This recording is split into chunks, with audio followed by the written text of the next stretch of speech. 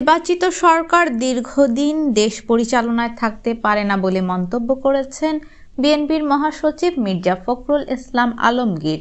তিনি বলেন, সংস্কার কোনো নতুন ধারা নয়। কেউ যদি দাবি করে যে আমরাই প্রথম সংস্কার নিয়ে আসছি, তাহলে এটা ভুল। সংস্কার একটি চলমান প্রক্রিয়া।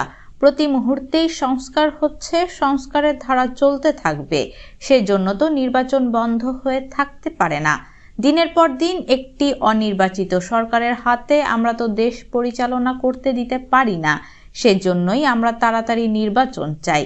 শনিবার ২৮ ডিসেম্বর জাতীয় প্রেস ক্লাবের আব্দুস সালাম হলে জাতীয় গণতান্ত্রিক পার্টির উদ্যোগে আয়োজিত বহুদলীয় গণতন্ত্রের প্রবক্তা, স্বাধীনতার ঘোষক শহীদ প্রেসিডেন্ট জিয়াউর রহমানের স্বাধীনতা, সার্বভৌমত্ব রক্ষা ও ২০২৪-এর ছাত্র জনতার অভ্যুত্থানের চেতনায় সকলকে ঐক্যবদ্ধ করে সকল ষড়যন্ত্র প্রতিহত করার আলোচনা সভায় প্রধান অতিথির বক্তব্যে কথা বলেন তিনি।